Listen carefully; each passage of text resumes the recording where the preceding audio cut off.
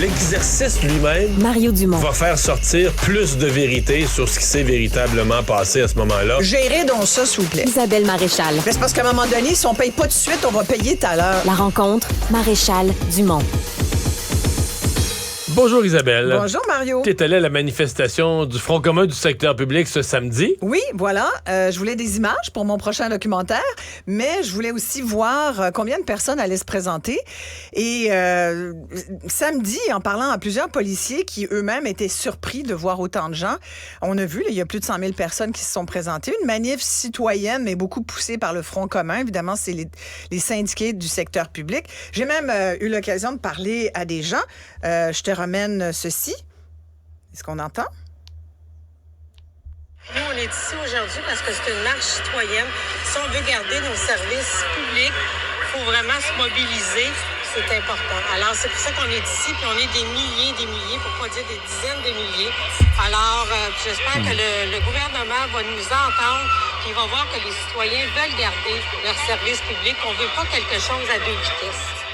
On joue beaucoup là-dessus. En fait, cet automne chaud qu'on nous promet, que nous promettent les syndicats là, du Front commun, c'est beaucoup pour nous dire, regardez, ça touche tout le monde. C'est pas que les syndiqués de la fonction publique, du secteur public, qui mènent cette lutte-là. Évidemment, nous parlons d'une seule voix. C'est pour dire, regardez, tout le monde est un peu pris avec ça. C'est vrai que c'est partiellement vrai. Tu vas me dire, ils ont des conditions de travail que bien des gens du secteur privé n'ont pas, et c'est vrai, pas dans tout le secteur privé, mais moi, j'ai envie de dire quand même... Maintenant, ils gagnent moins. C'est-à-dire qu'ils ont plus d'avantages sociaux, mais dans certains secteurs, même dans quelques secteurs critiques, pour le gouvernement a de la misère à recruter parce qu'ils payent moins que le secteur privé. Et c'est là où le bas blesse. Puis moi, c'est à partir du moment où, d'ailleurs, aujourd'hui, le gouvernement a repoussé la date d'annulation des primes, tu sais, que les infirmiers... De 2 semaines. Oui. Ben, bon, écoute, jusqu'au 15 octobre. C'est un geste. Je pense mais c'est pour négocier en accéléré. Ben oui, c'est pour dire, regardez, parce que là, apparemment, les syndicats, le Front commun dit qu'il y a ils ont comme un vote de 93% des syndiqués seraient prêts à sortir en grève générale. On veut pas aller là parce que peux-tu imaginer une grève générale ne serait-ce que de 24 heures, 48 heures, 60 une semaine. Oh, une semaine, Dieu. toutes les écoles fermées. Tu sais, on s'est parlé il y a pas longtemps. Des garderies. Oui, tu parles des écoles, des garderies. D'abord, ça sera un foutoir incroyable à chaque fois pour les parents qui travaillent. Mais même dans le réseau de la santé, c'est là où le réseau de la santé, c'est service essentiel pas mal. Oui, mais t'aurais quelques affaires ralenties. Écoute, on parlait dernièrement des listes d'opérations. Écoute ça, là, il y aurait certainement des opérations qui seraient reportées. Ouais, probablement c'est sûr qu'il y aurait des petits impacts. Là, t'es en mode urgence, c'est le cas de le dire. Fait que c'est sûr que c'est pas sans impact, ce genre de grève-là. Puis moi, je trouve intéressant de rappeler que, oui, c'est vrai que tout le monde est dans le même bateau. Tu sais, l'inflation touche tout le monde et tout. Puis quand tu regardes, tu sais, les employés de Ford, ils ont quand même réussi à avoir 10 % d'augmentation. Bien, ils vont avoir 15 % sur 3 ans, 10 % la première année, ce qui est énorme, mais c'est justement parce que pour cette première année de négociation de contrat, ben, tu as une plus grosse augmentation, puis après, c'est 2 et 3 % il me semble, de mémoire, ou 3 et 2 %. Mais donc, ça leur fait 15 sur 3 ans, mais avec un gros coût dans la prochaine année. Pourquoi? Pour essayer d'aider les travailleurs à pallier l'inflation. Et je pense que ça, c'est peut-être quelque chose, une avenue qui peut être regardée par le gouvernement, qui ne pourra pas se contenter d'offrir 9 % aux travailleurs, tu sais, parce que c'est sûr qu'on s'en va vers un vote de grève. Fait que, sincèrement, moi, j'ai trouvé que moi, j'ai aimé être là. J'ai trouvé qu'il y avait plein de... C'était comme une manifestation familiale. Il y avait plein de poussettes avec des enfants. Moi, je suis allée avec ma fille, d'ailleurs. Mais ça s'est bien déroulé, là. Tu sais, il n'y a pas eu de grabuge. Au contraire, les gens chantaient. Il y avait la toune de Marjo, « Lâche pas, attends pas de crever ». Écoute, il y avait toutes sortes de tunes québécoises. C'était comme un grand rassemblement, mais qui est quand même symptomatique. Fallait juste pas avoir idée de venir à Montréal.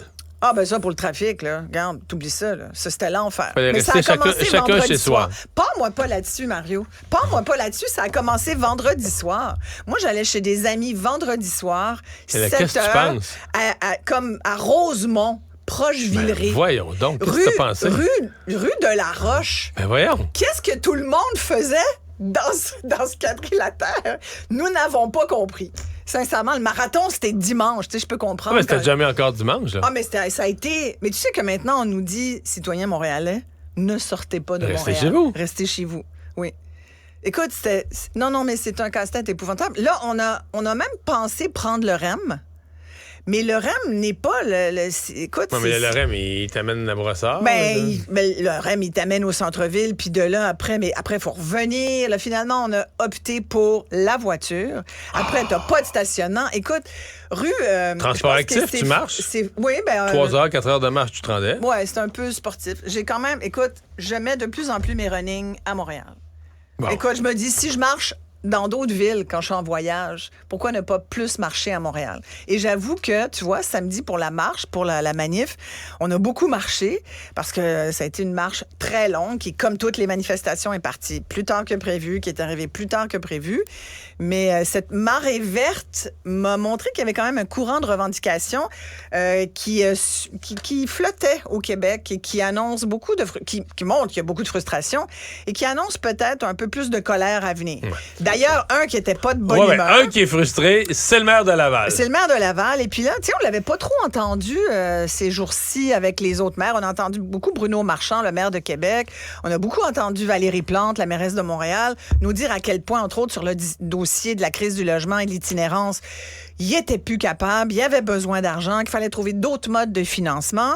Bon, on sait qu'il y a une échéance qui s'en vient en décembre 24 sur le pacte avec les municipalités, mais on n'avait pas trop entendu Stéphane Boyer, jeune maire de Laval, qui lui aussi se promène en running souvent. C'est d'ailleurs une de ses marques de commerce, même si Bruno Marchand dit que c'est lui. Hein. Tu sais, qu'ils ont comme une chicane à savoir qui met plus ses running que l'autre. Ouais. Et bref... ce qu'il revendiquait aujourd'hui, lui, et il y a comme un peu... Si jamais ils veulent mettre des souliers propres, il n'y a pas de gêne, là. Non, mais tout à fait. Mais ils sont propres, leurs souliers. C'est des beaux running stylés. Non, mais tu sais, c'est cette nouvelle génération de maires qui est pas gênée de dire, regarde, d'aller crasher la conférence de presse d'un ministre qui vient leur donner 20 millions de dollars. Il y avait donc François Bonnardel, ministre de la Sécurité publique, qui annonce, et le maire est donc là, le maire de Laval est là, puis tout le monde est là, il y a les médias. Et là, le maire annonce 20 millions de dollars, c'est quand même assez cocasse, sur 5 ans, donc 4 millions par année, l'équivalent d'une force policière de 20 policiers supplémentaires pour Laval, pour les efforts pour contrer le problème de criminalité à Laval. Et là, le maire de Laval, au lieu de dire « merci beaucoup, monsieur le ministre », il dit nettement pas assez. Pour lui, là, c'était honteux. Il était vraiment pas de bonne humeur. Puis il a dit « Est-ce qu'un citoyen de Laval est moins important qu'un citoyen de Montréal? » Et il donnait des données quand même, il donnait des chiffres intéressants.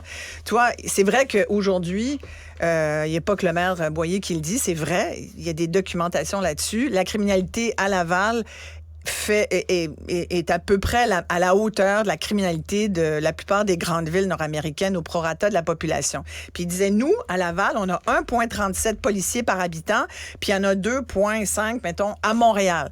Nous, on a 20 millions de dollars et Montréal s'est fait donner 250 millions de dollars. Nous, au prorata de notre population et de nos problèmes, on devrait avoir 3 fois plus, soit 60 millions.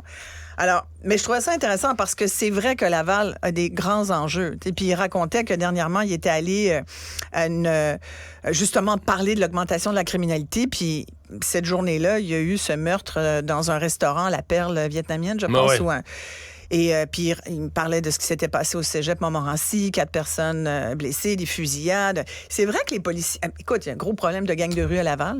Il y a une criminalité qui est en hausse. Fait que bref... Est-ce que 20 millions sur 5 ans, c'est assez? Moi, je trouve que c'est intéressant. Toi, ça te fait rire? Non, ce qui me fait rire, c'est comme le côté pathétique. On s'entend que la sécurité au Canada, ça va pas bien du tout. Là. La sécurité à Montréal, la sécurité par arme à feu, la sécurité, ça va pas bien du tout. La criminalité. La criminalité, oui. Mais c'est juste que d'avoir un maire qui dit, moi, ma ville, là, pour plaider pour avoir de l'argent, normalement, un maire va dire, moi, ma ville est sécuritaire, la criminalité, on la combat. Mais là, t'as un maire qui s'en va dire, non, hey, Montréal, là, c'est le bordel au niveau de la criminalité. Mais chez nous aussi. Mais chez nous aussi, à Laval, là, c'est pas mieux. Là. Mais je te dis, c'est une nouvelle façon. Mais c'est vrai que c'est pour ça que je trouvais ça intéressant de discuter de ça avec toi aujourd'hui, parce que c'est assez inusité. D'abord, de pas dire merci, mais de... Oui, je comprends. Puis aussi... Mais en même temps, de dire aux ménages qui veulent élever des enfants, ben là, si vous fuyez Montréal, là, fuyez Laval aussi. Allez un peu plus loin. Allez à Blainville. Allez à Mais je pense que Sainte-Thérèse. tu peux aller où tu veux. Maintenant, c'est partout. T'sais, on pourrait prendre... Regarde, tu peux prendre Granby, tu peux prendre Sherbrooke, tu peux prendre Trois-Rivières. Il y a de la... Au même titre où il y a de l'itinérance puis des problèmes de logement partout au Québec, tu as une augmentation de la criminalité parce que, puis je t'en parle souvent, le filet social. À partir du moment où tu écartes les mailles du filet, où tu laisses passer de plus en plus de monde, les gens vont faire ce qu'ils ont à faire. Puis c'est pas une criminalité. Il y a de la gang de rue, mais les gangs de rue, en plus, c'est très documenté. Maria Mourani l'a souvent dit. C'est souvent c'est des jeunes qui grandissent dans cette espèce de culture de la gang de rue qui devient leur famille parce qu'ils n'ont pas d'autre espoir. Je vulgarise et, tu sais, bon, c'est plus complexe, mais c'est quand même un peu ça quand même. Donc, il faut donner l'espoir aux jeunes que tu peux faire autrement, que tu peux travailler, tu peux te trouver un logement, tu peux manger. T'es pas obligé de vivre dans ton auto puis d'aller acheter des cannes au Dollarama. Il faut donner de l'espoir à la population. Qu'un maire dise « Hey, venez nous aider parce que chez nous, ça va pas bien ». Je trouve ça intéressant. Mais tu sais pourquoi? C'est l'ultime. Il dit que ça fait 3 fois qu'il demande au ministère de la Sécurité publique de l'entendre. Puis lui, il a l'impression de ne pas être entendu. Bien, c'est un peu ce que disent les syndiqués du secteur public. Ils ont l'impression de ne pas être entendus. Puis du monde qui n'entendent pas les revendications, il y en a plus qu'on pense, puis ils vont peut-être être surpris. Sauf que c'est toujours la même revendication. C'est-à-dire plus d'argent. Plus d'argent.